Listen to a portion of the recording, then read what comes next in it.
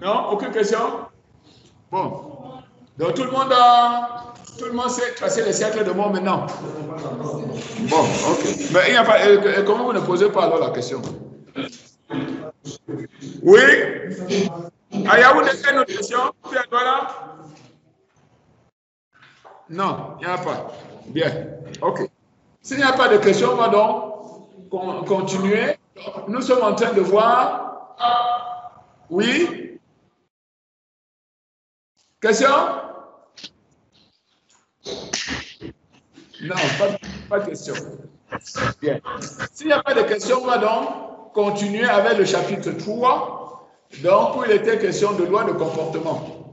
Donc, je rappelle que la loi de comportement, c'est tout simplement la relation entre le tenseur de contrainte et le tenseur de déformation, et vice-versa. Et pour un matériau élu, c'est-à-dire homogène, élastique, linéaire et isotrope, on va donc parler de la loi de Hooke généralisée. Là, voilà, la loi de Hooke généralisée. Voilà, ça c'est la loi de Hooke généralisée. C'est-à-dire qu'on exprime le tenseur de contrainte en fonction du tenseur de déformation ou vice-versa par l'intermédiaire d'un tenseur d'ordre 4 qu'on a donc appelé le tenseur des modules d'élasticité. Donc, nous avons montré que pour un matériau éli, d'accord, toutes les composantes de C sont dépendantes simplement de deux paramètres qu'on appelle donc le coefficient de Lamé. Et donc, pour un matériau homogène, élastique, linéaire et isotrope, voici la loi de comportement. Voilà. OK? Alors maintenant, si dans cette relation, on remplace les tenseurs de contrainte et de déformation par leur décomposition en parties sphériques et déviatoriques, on obtient ceci. On va écrire que epsilon ij est égal à E bar fois delta ij plus EIJ. Ça, c'est la partie dite sphérique et ça, c'est la partie déviatorique. Alors, je rappelle que la partie déviatorique, c'est par définition la partie dont la trace est nulle. Alors, de la même manière, on écrit que sigma est égal à S bar delta plus petit s. Ça, c'est la partie sphérique du tenseur de contrainte et ça, c'est la partie déviatorique. Donc, vous voyez que si on fait cette décomposition, évidemment, la trace de epsilon, donc epsilon kk, ça va donc faire en réalité E bar fois delta kk. Or, delta kk, c'est 3. C'est pour ça que epsilon kk est égal à 3 E bar. Absolument. Alors, si on fait cette décomposition, par identification, on va donc trouver que la partie sphérique du tenseur de contrainte peut se mettre sous la forme 3K, fois la partie sphérique du tenseur de déformation. Et pour les parties déviatoriques, voici S est égal à 2 mu fois E. Voilà. Donc, ça, ces paramètres-là, on va les interpréter tout à l'heure physiquement. D'accord? C'est-à-dire les K, les mu, les lambda, ainsi de suite. Alors, bon, maintenant, de même qu'on peut exprimer le tenseur de contrainte en fonction du tenseur de déformation, on peut également exprimer le tenseur de déformation en fonction du tenseur de contrainte. Voilà. Pour un matériau éli, c'est la relation. Voilà. Epsilon est égal à epsilon ij, c'est 1 plus nu sur E, sigma, moins nu sur E, sigma kk fois delta ij. E et nu sont respectivement le module d'ion et le coefficient de Poisson. Tout à l'heure, on va voir leur signification physique. Alors, donc, je rappelle que ces formules-là sont à retenir.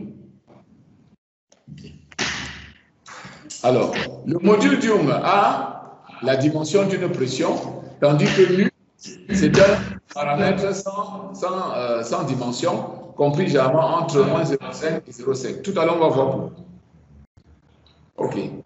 De la même manière, si on fait la décomposition en parties sphériques et déviatoriques, comme tout à l'heure, on peut donc trouver la relation entre E bar et S bar en fonction de E. Ensuite, entre E et S en fonction de E et nu également. Voilà. À partir de ces deux séries d'équations, on établit ce système-là. Lambda plus 3 lambda plus égale à 3K égale à ça. 2 mu est égal à 2 sur 1 plus nu et lambda est égal à ça. Ça, manipuler juste simplement ces équations-là, il n'y a pas de difficulté. Le plus important plutôt, c'est la signification physique de tous ces paramètres-là que nous allons aborder dans la suite. Alors, donc, ici, je veux montrer justement que tous les 36 paramètres, tous les 36 coefficients dont nous avons parlé avant, sont fonction uniquement de lambda. Alors, regardez ce développement. À partir de cette équation-là, regardez, sigma ij est égal à epsilon kk. Lambda epsilon kk delta ij plus 2 mu epsilon ij. Si je vais écrire sigma 1,1, ça va me donner lambda epsilon kk fois delta 1,1. Delta 1,1, c'est combien? 1. Plus 2 mu fois epsilon 1,1. Et epsilon kk, c'est quoi? C'est epsilon 1,1 plus epsilon 2,2 plus epsilon 3,3. Donc, si je crie donc sigma 1,1, vous allez voir donc que ça va donner ceci. Sigma 1,1, ça va faire donc lambda plus 2 fois epsilon 1,1 plus lambda fois epsilon 2,2 plus lambda fois epsilon 3. Alors, maintenant, par définition, si vous regardez dans ce tableau, voilà, si vous regardez dans ce tableau, voilà, sigma 1,1 est égal à quoi? C'est égal à C1111 fois epsilon 1,1 plus C1122 fois epsilon 2,2 plus C1,3,3 fois epsilon 3,3 plus C1,1,2 fois epsilon 1,2, ainsi de suite. Donc, je peux faire par identification. Voilà. Je peux faire donc par identification que C11 est égal à lambda plus 2 mu, c'est le coefficient d'epsilon 1,1. Celui-ci, c'est autre chose que lambda. Celui-là, c'est autre chose que lambda. Et les trois autres sont nuls. Donc, vous voyez que toutes les composantes du tenseur de module d'élasticité s'expriment uniquement à partir des deux paramètres lambda et mu, qu'on appelle donc les coefficients de la main. Ça, c'est le cas le plus simple, pour savoir, c'est-à-dire l'élasticité linéaire isotrope. Alors maintenant, comme je disais tout à l'heure, le plus important, ce sont les interprétations de toutes ces quantités-là. Qu'est-ce que cela veut dire? Interprétation de coefficients ou modules d'élasticité. On s'intéresse ici aux équations qui sont ci-dessus pour des cas simples. Et on envisage les tenseurs les plus élémentaires. Supposons par exemple que le tenseur des contraintes est purement sphérique, c'est-à-dire que la partie déviatorique est nulle. Voilà, à ce moment-là, le tenseur des déformations va être aussi, évidemment, à partir de ces relations. Regardez, voilà, d'accord? Si le tenseur S est nul, ça veut donc dire que E aussi nul, puisque voici la relation. Ceci est une constante. Donc, si S est nul, ça veut dire que E est nul. Voilà. Et donc, ça veut donc dire que si le tenseur de contrainte est purement sphérique, ça veut donc dire que le tenseur de déformation sera aussi purement sphérique. Et on sait que la trace de epsilon, c'est-à-dire epsilon kk est égale à 3 bar. Et c'est la dilatation volumique relative. Donc, cela veut donc dire que E bar traduit la dilatation du matériau. D'accord? Donc, ça, c'est la signification physique de E bar. Puisque E bar est égal à epsilon kk sur 3. Donc, cela veut donc dire que E bar traduit une dilatation du matériau. S bar, quant à lui, est la sollicitation qui est donc associée à E bar, d'après cette relation. Regardez, d'après cette relation. D'après cette relation, ça veut donc dire que si je soumets le matériau à S bar, alors la réponse du matériau sera E bar, qui est égal à ça. D'accord? Voilà. Et voilà. Et regardez, ça là, c'est quoi? C'est 1 sur 3K. D'accord? C'est 1 sur 3K. C'est ça qui va nous permettre d'interpréter K tout à l'heure. OK. Donc, première signification physique, E bar traduit une dilatation volumique du matériau, puisque E bar est égal à epsilon kk sur 3. Et S bar, c'est la sollicitation qui crée E bar. Si j'écris donc S bar est égal à 3K fois E bar, qu'est-ce que cela veut dire? Cela veut dire que quoi? Cela veut dire que si E bar baisse, K doit être comment? Pour S bar constant. Dans cette relation-ci, si E bar baisse, K doit être comment? Si dans cette relation, si je suppose que S est constant et que E bar baisse, K doit être grand. De la même manière, si E bar devient grand, K doit être comment? Petit. D'accord? Regardez. D'accord? OK? Alors, dans cette relation, si E bar baisse, K, il faut que K soit grand. Et si E bar augmente, ça veut donc dire que K doit baisser. Et regardez, E bar, on dit que E bar, c'est quoi? C'est la dilatation volumique. Cela veut donc dire que quoi? Pour un matériau, si la dilatation volumique est petite, son K sera grand. Et si la dilatation est grande, son K sera petit. K donc s'interprète comme quoi? K s'interprète donc comme un module de rigidité à la dilatation. D'accord? Donc c'est K qui pilote la rigidité à la dilatation du matériau. Si K est grand, ça veut donc dire que le matériau ne va pas se dilater. La dilatation volumique sera petite. Et si K est petit, la dilatation volumique sera grande. Donc, on dit que, en anglais, il dit bulk modulus, ok? Ici, c'est le module de rigidité à la dilatation. Est-ce que tout le monde comprend ça? D'accord? C'est ça qui rend le matériau rigide à la dilatation. Est-ce que tout le monde comprend ça? Bon, je reprends. Je dis ceci. J'interprète d'abord E bar. D'après cette relation, E bar est égal à epsilon kk sur 3. Or, donc cela veut dire que E bar est lié à la dilatation volumique du matériau. Bien. Maintenant, si la sollicitation S bar crée E bar, d'après les théories que j'ai développées ici, elles sont encore là, d'accord? On peut voir ici, d'accord? Voilà. Donc, on voit que S bar est égal à E sur 1 moins nu E bar. Or, E sur 1 moins 2 nu, c'est autre chose que 3K. Là. Donc, je peux écrire que S bar est égal à 3K E bar. Maintenant, je l'interprète. Voilà. Regardez par exemple ici, si j'ai un volume initial V0 et qui devient grand V, on va donc parler d'extension uniforme. De la même manière, si j'ai un volume V0 qui se diminue, on va donc parler de compression uniforme. Okay? Voilà deux exemples de dilatation. D'accord? Voici une dilatation positive et voici une dilatation négative. Voilà. Okay? Donc, plus K est grand, plus la dilatation est petite. K s'interprète comme un module de rigidité à la dilatation. Voilà. Donc ça c'est pour le chemin, on va parler donc de chemin. Ça c'est pour le chemin de contrainte sphérique, purement sphérique. Alors maintenant, si je prends un chemin de contrainte purement déviatorique, c'est-à-dire que je suppose que tous les sigma Ij par exemple sont nuls en dehors de sigma 1. Donc là, à ce moment-là, le tenseur de contrainte est un tenseur de cisaillement pur dans le plan 1,2.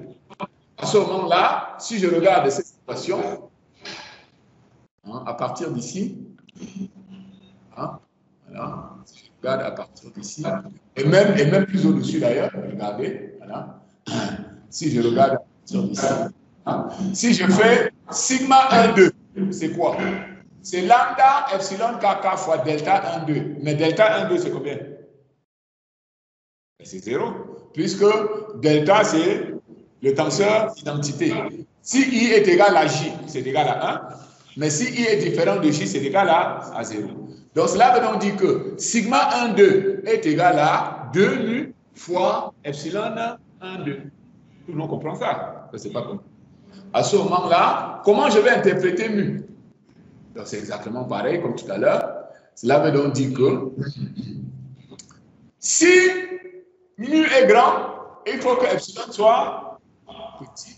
Et si mu est petit, il faut que epsilon soit grand. Donc mu s'interprète comme un module de rigidité au cisaillement. Voilà. Puisque ça, c'est le cisaillement et ça, c'est le glissement. D'accord? Donc, la déformation qui est associée à un cisaillement, on l'appelle un glissement. Voilà. Donc, ça veut donc dire que plus mu est grand, plus le glissement est petit. Voilà. Donc, mu s'interprète donc, c'est mu qui va donc piloter la rigidité au cisaillement du matériau. Absolument. Plus mu est grand, plus le glissement est petit, ainsi de suite. Voilà. Donc, on rappelle qu'un tenseur de déformation définit un glissement simple dans deux directions si tous les termes sont nuls sauf epsilon 1, 2. Absolument. Donc, voici le chemin de cisaillement. Premier chemin, on a dit le chemin de contrainte sphérique. À ce moment-là, on a l'interprétation de E bar, de S bar et de K. Ce sont les interprétations physiques de E bar, S bar et K. Alors, si je suis en cisaillement, on a l'interprétation de mu. Maintenant, si je suis en extension ou compression simple dans la direction 1, cela veut dire que tous les sigma ici sont nuls, sauf, par exemple, sigma 1,1. Voilà. À ce moment-là, que devient la loi de Hooke? Bon, tout le monde peut regarder ici. Voilà, on peut regarder ici, par exemple. Là. OK? Alors, si tous les sigma ici sont nuls, sauf sigma 1,1, voilà, je vais avoir que epsilon 1,1 est égal à, d'accord, est égal à 1 plus nu sur E fois sigma 1,1 moins nu sur E sigma kk que multiplie delta 1,1. D'accord? Voilà. Donc, à ce moment-là, on peut donc établir que epsilon 1,1 sigma 1,1 est tout simplement égal à nu que multiplie epsilon 1,1. Donc ça, c'est la loi de Hooke que tout le monde connaît, d'accord? Ça, c'est la loi de Hooke. Mais il ne faut pas oublier que ceci, ce n'est qu'un cas particulier. Qu'un cas particulier. Parce que la loi de Hooke généralisée, c'est tout ça. C'est le tenseur d'ordre 4 là. Donc, il ne faut jamais perdre cela de vue. D'accord? C'est ça, la loi de Hooke généralisée. D'accord? Donc, quand on dit que sigma est égal à E fois epsilon, ce n'est que le cas particulier de l'extension ou la compression simple. D'accord? Il ne faut jamais perdre cela de vue. OK. À ce moment-là, comment est-ce qu'on va interpréter E? Voilà. Alors, à ce moment-là, sigma 1, 2 est égal à sigma 1, 3 égal à epsilon 1, 2 est égal à epsilon 1, 3 égal à epsilon 2, 3 égal à 0. Epsilon 2, 2 est égal à epsilon 3, 3 égal à nu fois epsilon 1, 1. Voilà. Toutes ces relations-là, vous les obtenez tout simplement à partir d'ici. Vous pouvez travailler indépendamment, soit avec ceci, c'est-à-dire vous exprimer les déformations en fonction des contraintes, soit avec ça. D'accord? Voilà. OK. Alors, maintenant, comment est-ce qu'on va donc interpréter maintenant E et nu? Voilà. Comment on va interpréter E et nu? Regardez, voici disons un échantillon de base qui a pour longueur L et pour largeur petit l. Bien. Supposons qu'on le soumet à une contrainte normale sigma 1,1, c'est-à-dire une traction. Comment est-ce que cet échantillon va se déformer? Bien. Sa longueur va augmenter, alors que sa dimension transversale va plutôt diminuer. D'accord? Il va s'aplatir et il sera plus long. D'accord? Donc, à partir de ces équations, cela veut dire que la nouvelle longueur sera L que multiplie 1 plus epsilon 1,1. Et la nouvelle largeur, ça va être 1 que multiplie 1 moins nu fois epsilon 1,1. Vous voyez donc que la largeur diminue pendant que la longueur augmente. Alors, ça va nous permettre donc d'interpréter E et nu. Alors, on peut interpréter directement. Alors, ça veut donc dire que quoi? Cela veut donc dire que si E est petit, epsilon 1 doit être... Et si E est grand, epsilon 1 doit être petit. Donc E, vous pouvez interpréter donc E comme quoi? E c'est un quoi? Donc, c'est un module donc, justement de rigidité à l'allongement en traction simple. Puisque c'est E qui va s'opposer à ce qu'il y ait trop d'allongement ou peu d'allongement. D'accord? Donc, E s'interprète comme un module de rigidité à l'allongement en traction simple. Quant à nu, regardez ici, voici nu. Voilà. Si je dois calculer nu ici, vous voyez que nu sera égal à quoi? Moins epsilon 2 sur epsilon 1. Cela veut donc dire que quoi? Cela veut donc dire que si nu est grand, epsilon 2 sera... Si nu est grand, epsilon 2 sera... Maintenant, grand, comment ça petit? Si nu est grand, epsilon 2 sera... Et si nu est petit, epsilon 2 sera... Voilà. Donc, ça veut donc dire que nu contrôle quoi? Nu contrôle le rapport entre epsilon 2 et epsilon 1. Epsilon 1, n'oubliez pas que c'est la déformation dans le sens longitudinal. Alors que epsilon 2, c'est la déformation dans le sens transversal. Donc, ça veut donc dire que nu s'interprète comme quoi? Comme le rapport entre la déformation longitudinale, transversale et la déformation longitudinale. D'accord? Et pourquoi il y a moins? Parce que vous voyez que les deux là varient en sens inverse. Regardez. Quand j'ai allongement dans ce sens-ci, dans l'autre sens, je dois avoir un raccourcissement, éventuellement. Bon, par contre, si au lieu de tirer, je comprimais plutôt, qu'est-ce qui devait se passer? La longueur devait diminuer pendant que la dimension transversale augmente. Donc, vous voyez que dans le sens longitudinal et dans le sens transversal, les déformations sont en sens contraire. C'est ça l'interprétation de ce moins-là. D'accord? Donc, ça veut dire que la déformation transversale évolue toujours en sens inverse de la déformation longitudinale. Et le rapport entre les deux, c'est ça qu'on appelle le coefficient de Poisson. Est-ce que tout le monde a compris ces interprétations-là? Alors là, c'est important. C'est important. Donc, est-ce qu'il y a des questions à ce niveau? À Douala et Yaoundé? Vous avez compris cela? Bon, vous n'avez pas compris. Ou bien vous avez tout compris. Voilà, c'est pareil. Bon, je reprends donc les interprétations, d'accord? Donc là, nous avons interprété combien de paramètres? Je crois qu'il y en a en tout 8. Si on peut reprendre, il y en a en tout 8. Premièrement, il y a ici 4 paramètres. E bar, S bar, E bar, S bar et K. D'accord? Pour interpréter E bar, S bar et K, on utilise un chemin de contrainte purement sphérique. Et à ce moment-là, E bar s'interprète comme une dilatation volumique, S bar s'interprète comme une sollicitation qui crée bar. On appelle ça une étreinte sphérique. Hein? Tout à l'heure, quand on va faire la mécanique des sols, on va dire que là, c'est le confinement. D'accord? Là, c'est la contrainte de confinement. D'accord? OK. Voilà. Donc, voilà les trois premiers paramètres. Pour les interpréter, il faut avoir donc le chemin de contrainte purement sphérique. Bien. Deuxièmement, il y a mu. Pour interpréter mu, il faut se mettre sur un chemin de cisaillement. Et troisièmement, pour interpréter E et nu, il faut se mettre sur un chemin d'extension simple. Donc ça va faire donc en tout, je crois, ça va faire donc 6. 3 plus 1 plus 1, 2, ça fait 6. Il faut bien comprendre cela. Bien. Maintenant, comment est-ce qu'on fait pour déterminer ces paramètres-là? Alors, pour déterminer maintenant ces paramètres, on procède à des essais. Absolument. On va procéder à des essais. Voilà. Donc, si on veut déterminer expérimentalement E et nu, ça veut donc dire qu'on va faire un essai de Si on veut déterminer E est nul expérimentalement, on va faire un essai de...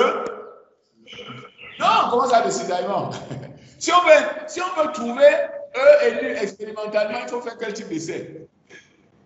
Ben, c'est encore là devant vous. Il faut faire un essai de traction ou de compression simple. Si je veux trouver mu expérimentalement, je dois faire un essai de cisaillement pur. Si je veux trouver K, je dois faire un essai de compression ou bien de traction sphérique. D'accord? Est-ce qu'il y a des questions à ce niveau-là? Est-ce que tout le monde a compris cela? À Douala Yaoundé. Monsieur, l'interprétation de K, là, je ne comprends pas bien ça. K, ok, bon, bonne question. K, alors reprenons sur K. Regardez ici. Alors, d'abord, pour trouver cette équation, on revient ici. Hein, à partir de là. Hein, ok, regardez très très bien. Regardez, si je veux trouver S bar en fonction de E bar, ça va vraiment me faire E sur 1 moins 2 nu. S bar est égal à E sur 1 moins 2 nu E bar. Or, E sur 1 moins 2 nu, c'est ça qui est 3K.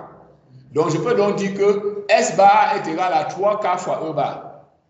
Ok. Une fois que j'ai dit ça, maintenant, j'interprète.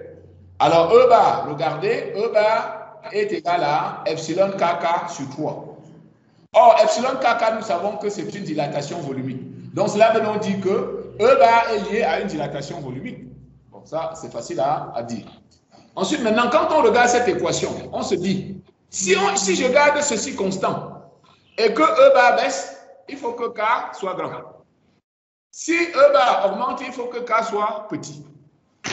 Alors, on dit que K s'interprète comme un module de rigidité à la dilatation. D'accord? Plus le matériau est rigide, plus E bar est petit. Hein? Si le matériau est rigide à la dilatation, ça veut donc dire que E bar est petit. Je ne sais pas si je réponds à votre question. Oui, monsieur. D'accord. Autre question? Ok. Alors, s'il n'y a pas de question, on va passer au problème plan. Pour introduire le problème plan, je vais regarder ceci. Alors, regardez sur tous les tenseurs sur lesquels nous avons travaillé hier. Là. Regardez, si vous regardez bien, vous pouvez faire une remarque. Vous pouvez faire une remarque. Bon, commençons même à partir de celui-ci là. Commençons même à partir de celui-ci. Alors, regardez ce tenseur-ci. On va donc dire que ce tenseur-ci, par exemple, il n'est pas plein. Cela veut donc dire que tous les termes ne sont pas non nuls. Et ici, dans ce tenseur-là, il y a quoi? Il n'y a que deux termes qui sont non nuls. Bien. Si vous regardez ici, regardez celui-là. Ici, il y a 4 termes qui sont non nuls. Le reste là est nul. On va dire aussi également que le tenseur-là n'est pas plein. Hein, c'est-à-dire que ce n'est pas un tenseur 3D complètement, puisque vous avez des termes là qui sont nuls. OK? Alors, pareil, regardez ici. Regardez ici. Hein, sur tous ces exemples que nous avons donnés là, alors regardez ici, celui que nous avons trouvé là, c'est comme l'autre tout à l'heure là.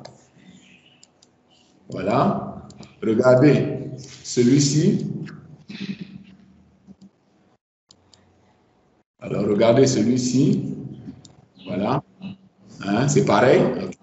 Il y a 5 termes qui sont connus, le reste est 4 autres sont nuls. Ainsi de suite. Voilà. Et celui-ci, c'est pareil. Voilà. Celui-là, c'est pareil. Donc, là, on dit que dans la pratique, vous allez rarement voir un tenseur de contrainte qui est complètement plein, ou bien un tenseur de déformation. D'accord? Voilà. Donc, on va donc dire que dans la pratique, il y aura peu de tenseurs de déformation ou de contraintes qui sont 3D. Donc, c'est ça qui justifie donc les problèmes 2D.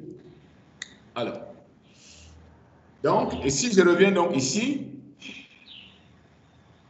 on va donc dire ceci. Alors, le problème plan.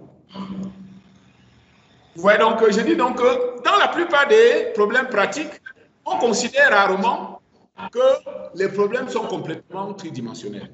Hein? D'accord? Comme vous avez vu dans les cas pratiques tout à l'heure, là, vous avez vu qu'il n'y a pratiquement aucun tenseur qui est complètement tridimensionnel. que ce soit en déformation ou en contrainte. Okay. Donc, en général, on modélise les problèmes par des problèmes 2D, de telle sorte que les tenseurs ou champs de tenseurs de déformation ou de contrainte correspondants sont rarement pleins. On distingue alors les problèmes de contrainte plane et les problèmes de déformation plane. Maintenant, je vais définir ce qu'on appelle problème de contrainte plane, problème de déformation.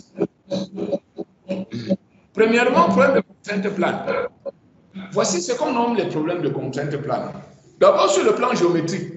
Géométriquement, les problèmes de contrainte plane, ce sont des problèmes où une des dimensions est très petite devant les deux autres. Regardez, si je prends ici cette structure, voici la direction 1, voilà la direction 2 et voilà la direction 3. Vous voyez que la dimension dans la direction 3 est très très petite devant les dimensions en 1 et 2. Voilà. Et donc, et maintenant, le chargement est uniquement dans le plan, ici, 1, 2. Donc, on va donc dire que la dimension dans la direction 3 est négligeable devant les deux autres. Donc, c'est typiquement les plaques qui travaillent uniquement en membrane. Bon, ça, donc, en membrane, ça veut tout simplement dire que les forces sont dans le plan du foyer moyen. Bon, ça, vous allez voir ça en structure 2, ça, il n'y a pas de problème. Mais bon, donc, en réalité, ce sont les plaques qui sont chargées dans leur plan. Donc, ici, les forces extérieures appartiennent uniquement au plan du foyer moyen. Et la flexion est donc exclue. Dans ce cas, on néglige les contraintes qui sont perpendiculaires au plan du foyer moyen. Et on ne considère que les contraintes appartenant au plan du foyer moyen. D'où le nom de contrainte plane.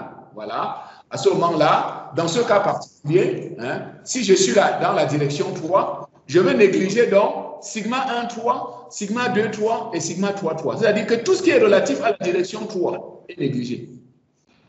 Voilà. Donc, la matrice du tenseur de contrainte aura donc cette forme-ci. C'est pour ça qu'on dit que ça, c'est un tenseur de contrainte plan. D'où le nom de problème de contrainte plane. Tout le monde comprend ça? Voilà. Donc, ça, c'est la contrainte plane. Donc, je rappelle donc, sur le plan géométrique, ce sont les problèmes pour lesquels une des dimensions est très très petite devant les deux autres. En termes de chargement, il faut que le chargement soit complètement inclus dans le plan moyen. On va donc dire que ça, c'est un chargement en membrane. Okay? Et à ce moment-là, on néglige les contraintes qui sont dirigées suivant 3. Absolument. Donc, on néglige les contraintes qui sont dirigées suivant la direction de plus petite dimension. Absolument. Voilà. Et donc, ça donne ceci. Et donc, voici un tenseur de contrainte plan. D'où le terme de problème de contrainte plane. Alors, sous forme matricielle, on va donc chercher à écrire la loi de comportement comme ceci. Alors, comme le tenseur de contrainte est plan, ça veut donc dire qu'ici, je n'ai que 3 paramètres indépendants. Sigma 1, 1, sigma 2, 2 et puis sigma 1, 2. Puisque tous les autres sont nuls. Voilà. Donc, si je dois trouver maintenant sigma 1, 1 en fonction uniquement de ces 3 paramètres-là, sigma 2, 2 et sigma 3, 3. Donc, dans ce cas, il faut identifier C. Bon, pour le calcul de C, mais bon, c'est pas... j'ai fait la démonstration ici, mais vous n'êtes pas obligé de retenir la démonstration, puisque si je dois vous donner ce problème-là, je dois rappeler cette formule-là. Ce n'est pas la peine. Il faut simplement comprendre physiquement ce que cela représente. Mais bon, on peut quand même regarder comment on détermine ces coefficients. Il faut identifier C. Et on parle de la LDC qui s'écrit comme ceci. Sachant qu'on connaît lambda et demi. Voilà. Et puis maintenant, sigma 3, 3 est égal à 0 en condition de contrainte plane. Donc, j'écris donc sigma 3, 3 égale à 0. Si sigma 3, 3 égale à 0, ça veut donc dire que lambda fois ceci plus 2 mu fois ça est égal à 0. J'en tire donc cette relation que je réinjecte maintenant alors dans la loi de comportement, tout simplement. Donc, je réécris sigma 1, 1 en tenant compte de ça. Je réécris sigma 2, 2 en tenant compte de ça. Et je réécris sigma 1, 2 en tenant compte de ça. Donc, ça me fait donc ce tenseur-là. Donc, bon, on va donc dire que ça, c'est la matrice des modules d'élasticité en condition de contrainte plane. Voilà. OK. Donc, ça fait... Alors, ça, je ne vous demande pas de retenir ça. Je ne vous demande pas de le tout ça. Bon, mais ce que je vous demande de comprendre, c'est comment est-ce qu'on définit un problème de contrainte plane. Voilà. C'est ça que je vous demande de retenir. C'est ça qui est important. Mais ça, on ne va pas vous demander de démontrer. Donc, si je dois donner un problème et que les problèmes de contrainte plane interviennent, je dois vous donner cette formule. Il n'y a pas de problème. Bien.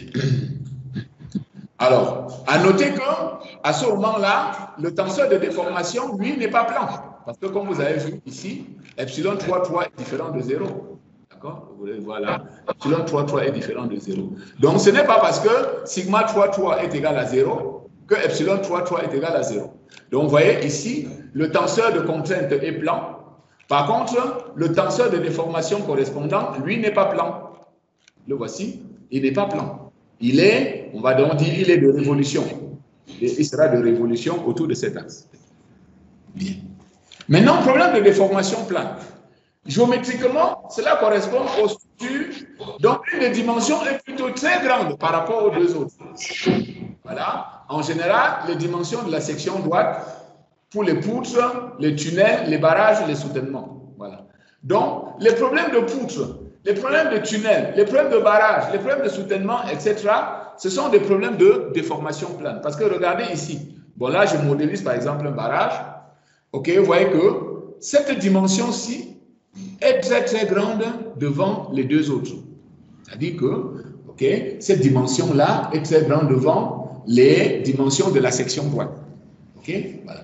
Donc, quand une dimension dans une structure est très, très grande devant les deux autres, alors là, on dit qu'on aura affaire à un problème de déformation plane. Pourquoi? Ben parce que si cet ouvrage-ci se déforme, on va négliger les déformations dans ce sens-ci. Et on va considérer que les déformations sont seulement dans le plan, alors ici 1, 2, parce que 3, c'est cette direction. Est-ce que tout le monde comprend ça? D'accord? Voilà, donc, pour les contraintes planes, on néglige les contraintes dans une direction. D'accord? Voilà, pour les contraintes planes. On néglige les contraintes dans la direction de plus petite dimension. Pour les déformations planes, on néglige les déformations dans la direction de plus grande dimension. Est-ce que tout le monde comprend ça? Donc ça, c'est physique. Ça, c'est la physique, ça. Ça, c'est la physique. Hein? Ça, c'est physique, ça. De plus grande dimension, voilà. Regardez, si ça, c'est un barrage. Voici la grande dimension, c'est la longueur du barrage. Et voici les dimensions de la section droite. Vous voyez qu'ici, cette longueur-ci, en général, n'a rien à voir avec ça. D'accord? OK, d'accord. Voilà, donc, si vous avez, par exemple, ici, c'est pas moi, ici, vous avez généralement quelques mètres. Peut-être 5 ou 10 mètres, hein, d'accord? Ici, pareil, peut-être 5 ou 10 mètres. Par contre, ici, vous pouvez avoir 200 mètres.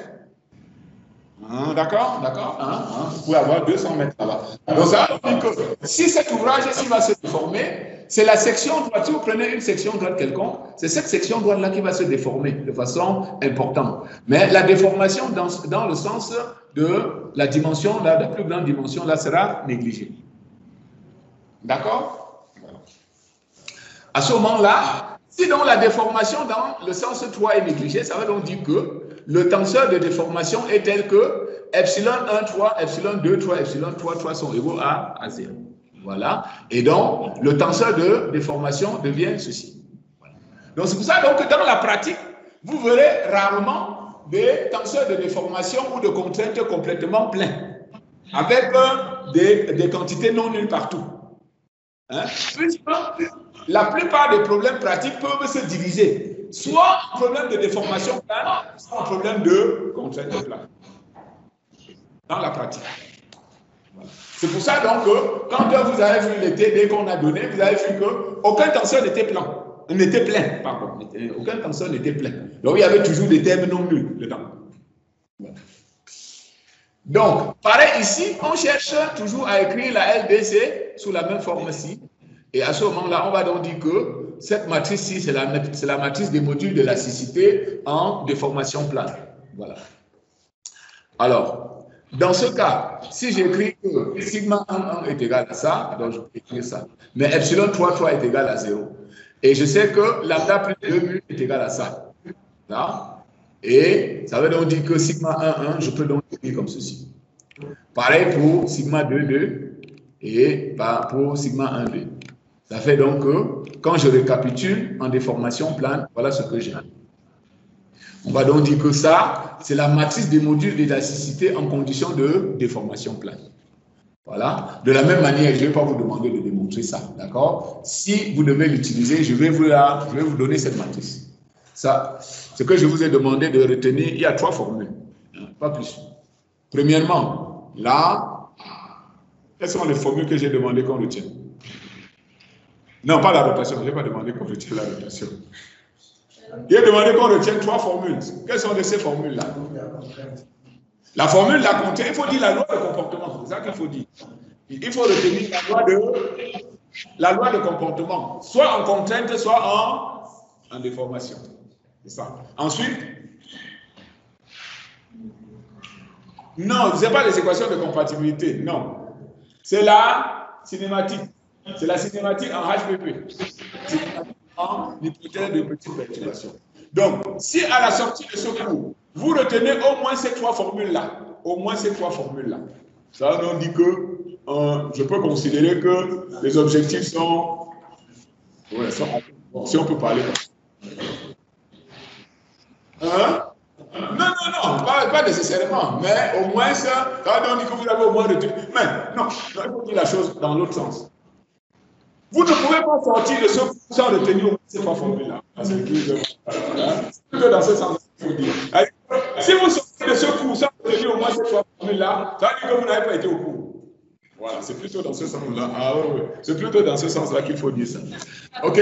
Voilà. Donc, il est inadmissible de sortir de ce cours sans connaître les 3 formules. La loi de comportement et la cinématique en HPP. OK? Il y a des questions jusque-là à Douala et Yaoundé? La 3e formule. Oui, question, oui? Monsieur, la 3e formule. C'est que les déformations planes, les contraintes planes, et surtout pourquoi on classe les problèmes comme ça, la physique de la chose. Tout le monde a compris ça? Non? Ben, répondez au moins. Hein? Pardon, monsieur. Est-ce que tout le monde a compris au moins la définition des problèmes de déformation plane, la définition des problèmes de contrainte plane?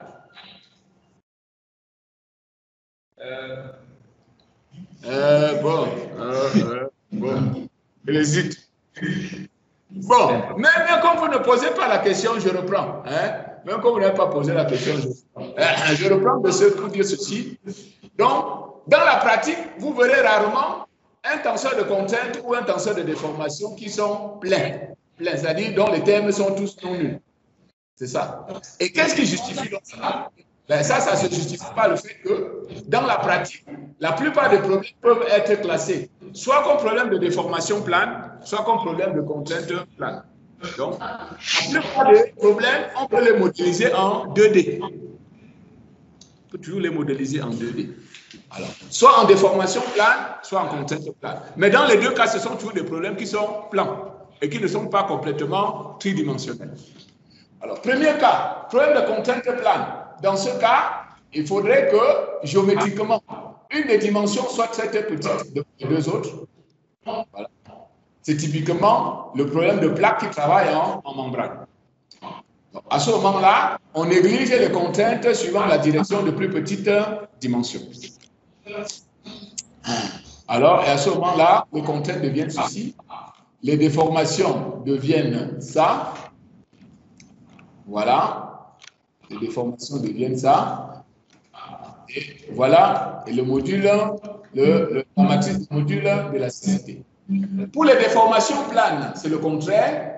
Si on a un problème de déformation plane, quand une des dimensions est très grande devant les deux autres, à ce moment-là, on néglige la déformation dans le sens de la plus grande dimension.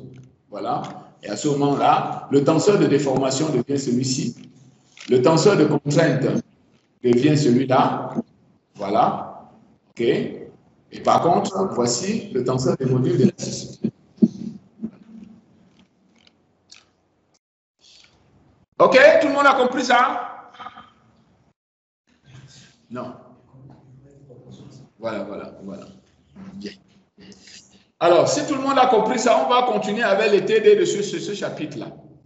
D'accord? Parce que ça, c'est là, c'était le chapitre sur la loi de comportement. Alors, quelques TD.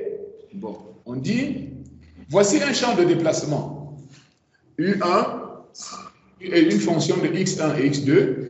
U2 est une fonction de x1 et x2 et U3 et 2. A est une constante et mu, c'est ici mu, pardon. Donc le symbole n'est pas sorti, hein, ça c'est le symbole. Donc, et mu est le coefficient de la main. On dit si ça c'est le vecteur déplacement, calculer le tenseur de déformation. Bon, justement. Hein, et trouver si le système est en équilibre en l'absence des forces de volume. Voilà. Alors justement, ok, regardez maintenant. Si j'ai le tenseur si j'ai le vecteur déplacement et que je veux trouver le tenseur de déformation, on a justement besoin de quelle équation pour trouver ça? On a besoin de quelle équation pour trouver ça? Hein? Justement, on a besoin de quelle formule pour trouver cela? Si j'ai le champ de déplacement et je veux trouver le tenseur de déformation, quelle est la formule que j'utilise? Ben justement, la cinématique dont je parlais tout à l'heure, hein, c'est la formule la cinématique, puisque on sait que 2 fois epsilon ij est égal à ui virgule j plus uj virgule i. Donc c'est ça justement, hein, qui permet de déterminer le tenseur de déformation. Donc je calcule les différents termes du tenseur de déformation. U1 virgule 1, c'est donc epsilon 1,1. Et U1 virgule 1, je calcule ça ici. Si je dérive U1 par rapport à 1, ça va faire quoi? Bon, on espère quand même que tout le monde sait dériver, hein, d'accord? Okay. Donc si je dérive ceci par rapport à x1, ça me fait bien 3x1 au carré. Et ici, si je dérive par rapport à x1, ça fait moins 3x2 au carré. Pareil, epsilon 2,2, c'est U2 virgule 2 pour vous dériver. Voilà, ça donne ça. Epsilon 1,2, par définition, c'est 1 demi de U1 virgule 2 plus U2 virgule 1. Voilà. U1.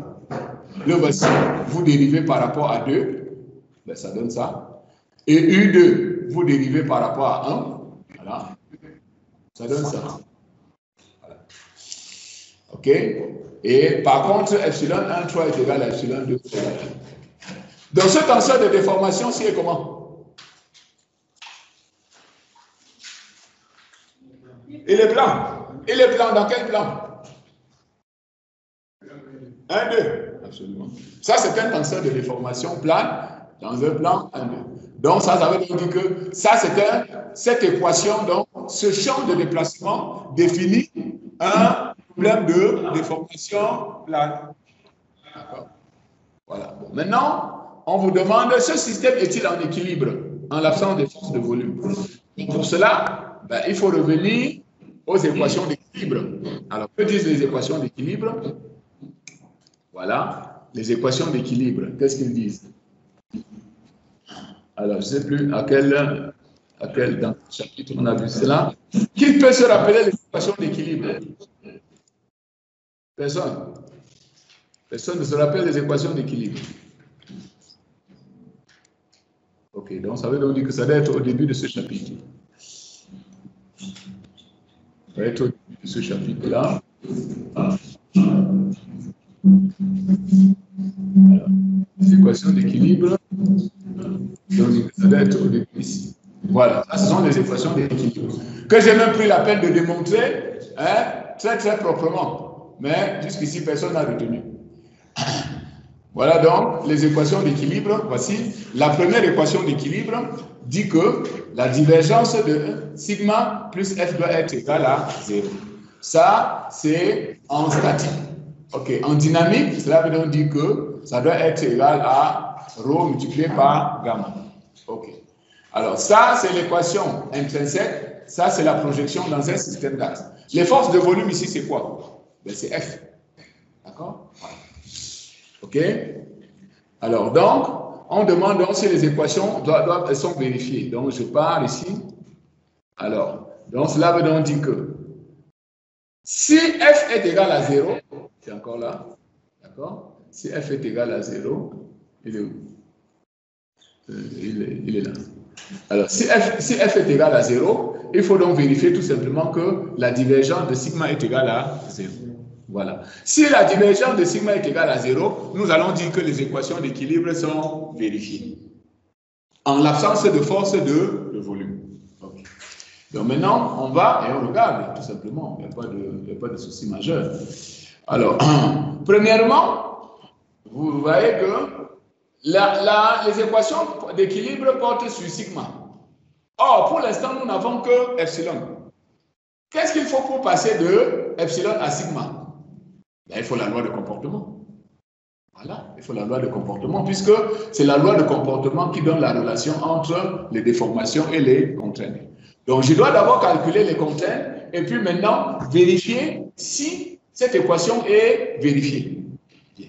Première chose, je calcule d'abord les contraintes. Alors, nous venons de revoir les contraintes. Nous savons que sigma ij est égal à quoi?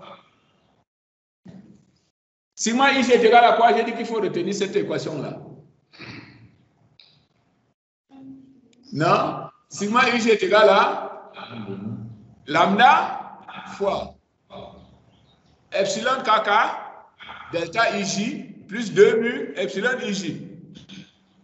Je vous ai demandé de retenir cette équation, oui ou non? Bon, voilà. Ok, donc ça veut donc dire qu'ici, je dois chercher donc. Hein, vous avez oublié ça tout de suite. Hein? Vous avez oublié ça maintenant même là. Hein? Hein? Vous n'arrivez pas à retenir. Voilà. Hein? Voilà ça, non? Sigma ij égale à lambda epsilon kk fois delta ij plus 2 Je vous ai dit que cette formule-ci, il faut la retenir. Bon. Ensuite, si c'est dans l'autre sens, là voilà. Si c'est dans l'autre sens, là voilà. Epsilon ij est égal à 1 plus nu sur e sigma ij moins nu sur e sigma kk delta ij. Donc maintenant, je vais l'appliquer ici dans quel sens? Ben, je l'applique ici dans l'autre sens, puisque ici, j'ai epsilon et je veux trouver sigma. Donc, je vais donc appliquer ceci dans ce sens-là. À ce moment-là, qu'est-ce que ça me donne donc? Voilà. À ce moment-là, ça veut donc dire que je dois d'abord calculer donc le tenseur de contrainte. Voilà. On peut remarquer qu'ici, alors pour ce cas particulier, epsilon kk est égal à quoi? Regardez, calculez-moi la trace. Si vous prenez ceci plus ça, ça vous donne combien? Ceci plus ça, ça vous donne combien? Ceci plus ça, ça donne combien? 0. Si la trace d'un tenseur est nulle, on dit qu'il est. Ce tenseur, c'est purement décatonique. Donc sa trace est nulle. Sa trace est nulle. Voilà. Et si la trace est nulle, ça veut donc epsilon kk est nul. Et donc, voici ce que devient sigma ij.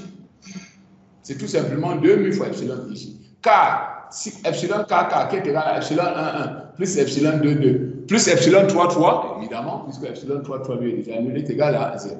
Ça veut donc dire que sigma 1,1, c'est tout simplement 2 mu multiplié par epsilon 1,1.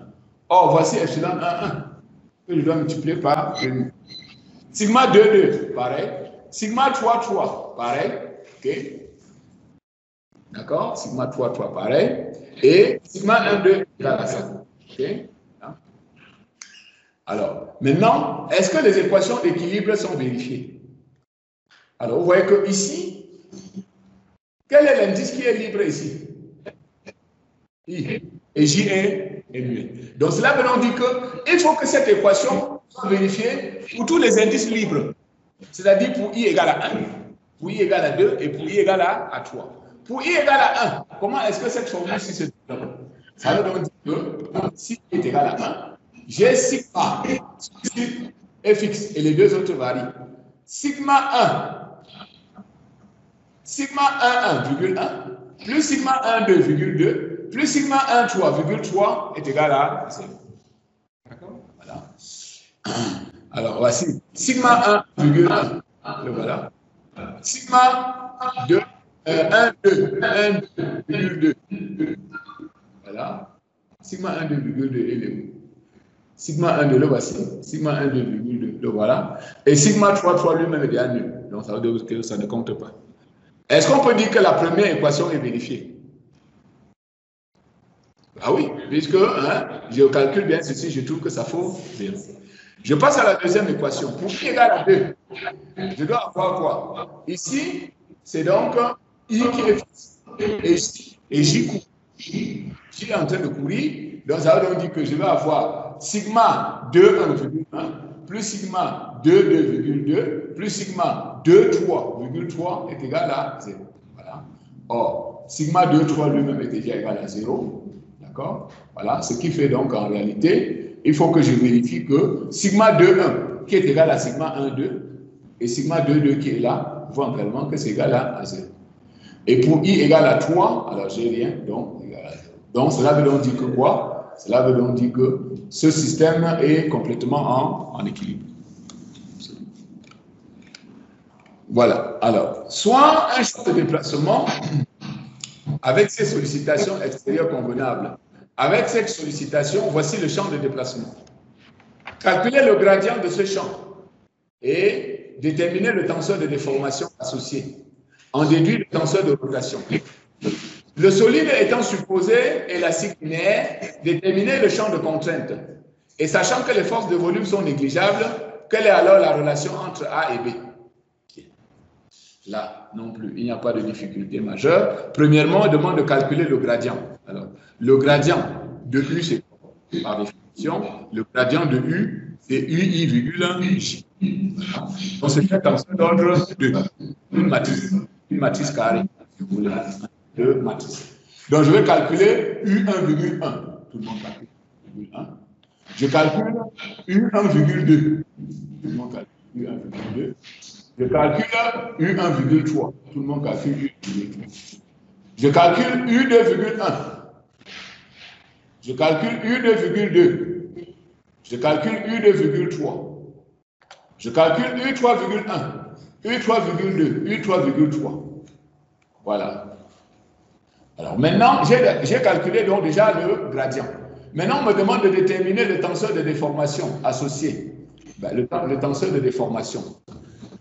Alors, par définition, epsilon 1, 1 est égal à U1,1. Le voilà. Epsilon 2, 2 est égal à U2,2. Le voilà. Epsilon 3, 3 est égal à U3,3. Le voilà.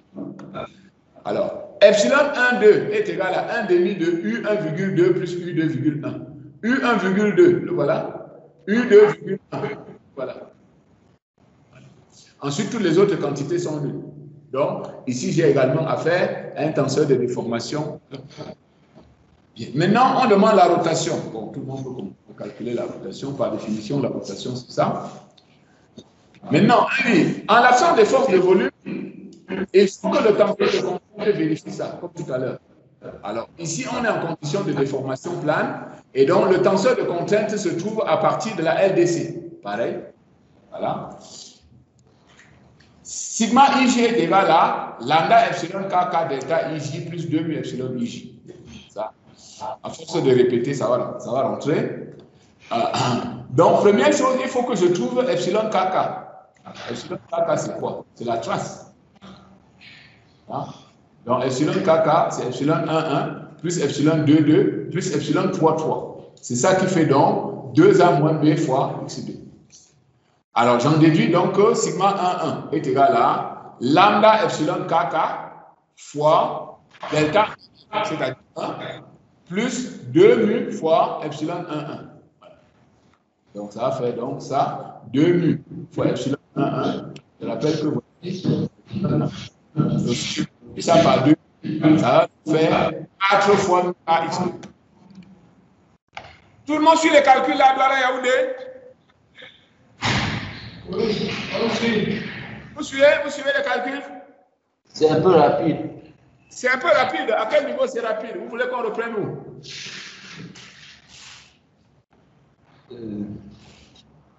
Vous avez compris comment on a calculé ce gradient?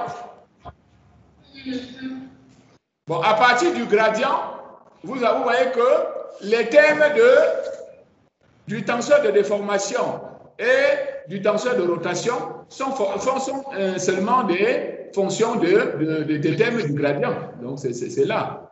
Donc, vous faites le calcul. Bien. Maintenant, pour donc pour déterminer le tenseur de contrainte, donc, voici la formule et j'applique. Voilà. Epsilon kk, par définition, c'est la trace du tenseur de déformation. Ben, j'additionne. Et à partir de là, je peux donc trouver les composants du tenseur de contrainte. Voilà. Sigma 1, 1. Voilà. Sigma 2, 2. Voilà. Sigma 3, 3. Par définition, c'est ça. En condition de déformation plane. Voilà. Et sigma 1, 2 est égal à ça. Alors, maintenant, vérification des équations d'équilibre. Si les forces de volume sont nulles, ben, ça veut dire pareil. Je vais donc avoir toujours pareil. Sigma 1, 1,1 plus sigma 1, 2,2 doit être égal à 0. Sigma 1, 1,1, c'est 0, puisque sigma 1, 1 ne dépend pas de 1. Sigma 1, 2,2, c'est également 0, puisque sigma 1, 2 ne dépend pas de 2, de x2. Donc, ça veut dire que cette première équation-là est vérifiée. Pour i égale à 2, sigma 1,1 plus sigma 2, 2,2 plus sigma 2, 3,3 doit être égal à 0. Bien. Sigma 2, 1,1. Sigma 2, 1, c'est la même chose que sigma 1, 2. Le voici. Virgule 1, ça fait donc 2 mu A plus B. Sigma 2, 2,2. Voici sigma 2, 2,2. Ça fait d'abord celui-ci et ensuite celui-là. Voilà. Alors maintenant, à quelles conditions est-ce que ceci, vous voyez que ceci n'est pas forcément nul. À quelles conditions ceci doit être nul? Pour que ceci soit nul, il faut absolument que A soit égal à B. Si A n'est pas égal à B, ceci ne peut pas s'annuler. Absolument. Et pour 3, ok, voilà, sigma, ceci est identique. Donc, vous voyez donc que la condition pour que ce matériau soit en équilibre, en l'absence de force de volume, c'est qu'il faut absolument que A soit égal à B. Sinon, le matériau ne sera pas en équilibre. Ok. Bien. Alors, ça, ce sont les preuves de conditions aux limites. Alors, considérons cette barre rectangulaire de plusieurs unités. Le point O est fixe et la base de l'équation reste dans le plan pendant la transformation. Les efforts extérieurs sur les contours sont représentés. La valeur uniforme est notée T. Les forces de volume sont négligées. On demande, en choisissant... Ah non, non, là, je n'ai pas encore fait ça. Donc, il faut qu'on revienne dessus. Je n'ai pas encore fait les fonctions d'Elie. Ok. Alors, il est quelle heure? 17h11. On peut arrêter ici pour aujourd'hui. Donc là, il ne me reste plus grand-chose ici. Peut-être 2 séances, hein, pas plus. Pour qu'on finisse ça. D'accord? La MMC, le CC, ce sera en janvier, début janvier. Hein? Ah bon? Ah bon? Donc, vous êtes sauvés. Depuis janvier, on fait CC. Et les examens, même, c'est fin février, non? Normalement. Ah bon, donc je vous ai sauvé là. Ok, d'accord. Bon, donc comme je disais, s'il vous plaît, est-ce qu'à Douala Yaoundé, il y a des questions? Hein? S'il vous plaît, taisez-vous un peu là, peut-être s'il vous plaît. Est-ce qu'à Douala Yaoundé, il y a des questions? Pas de questions? Bon, allez gratter, alors vous préparez les questions. Allez gratter, vous préparez les questions. Le CC début janvier, à la rentrée des vacances, on fait le CC. Il me reste peut-être une ou deux séances au maximum pour finir ce cours. Une ou deux séances au maximum pour finir ce cours. Tout le monde a compris? Bien sûr. Est-ce que tout le monde a compris? À Douala Yaoundé.